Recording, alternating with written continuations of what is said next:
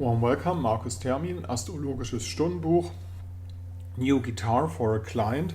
This is the 12th of April 2024.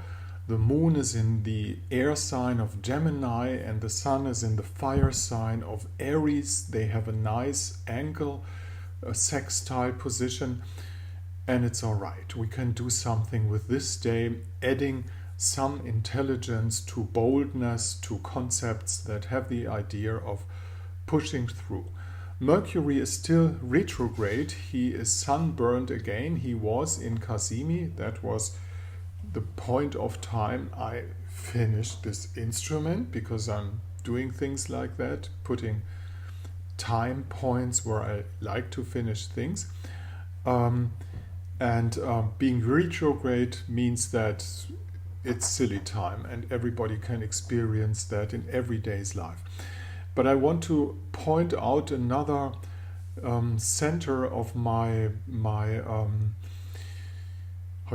consciousness, awareness. So it's better awareness to talk about awareness, which is who's ruling it after all, who's the real ruler over the situation right now, astrologically seen. And let's start with the moon. The moon is being governed by the sign of Gemini.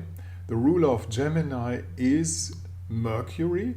Mercury is in Aries. Aries is being ruled by Mars. Mars is in Pisces, and Pisces is being ruled by Neptune.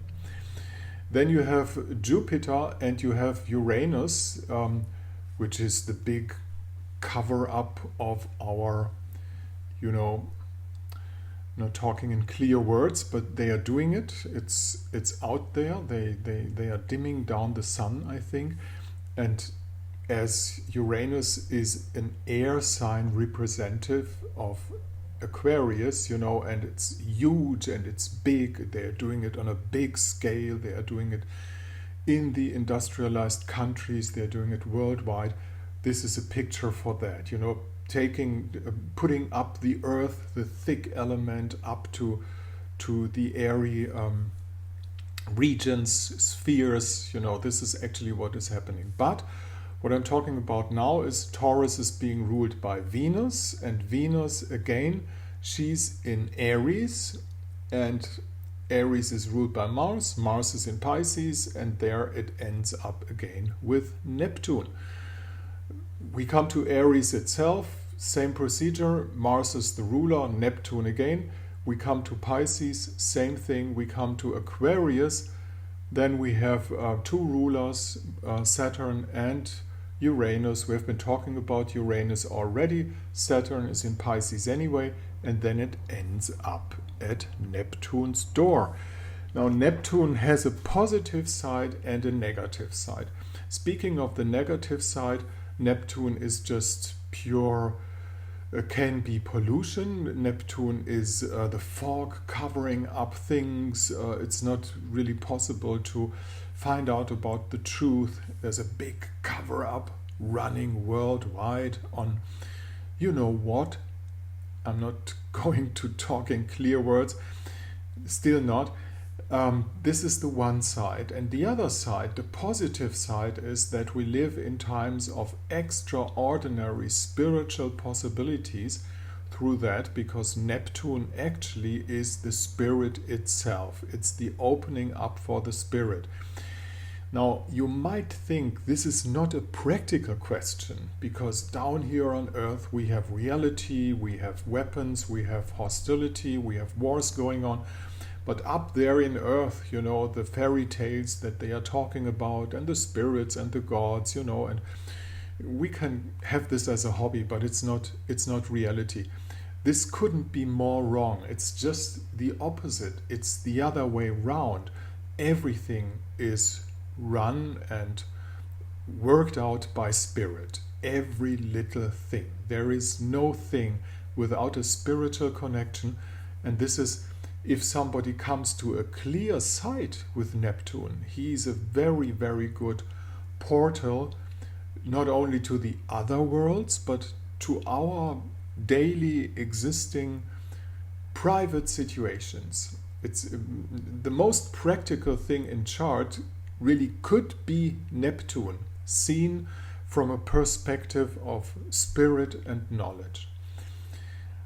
Now that's what I have to say today. If you want to connect with Neptune, it might be interesting. Where is Neptune actually running in Pisces in your personal chart? First thing. And the second thing, there's a difference. A lot of people don't know. When you were born, Neptune had a position at that very point of time.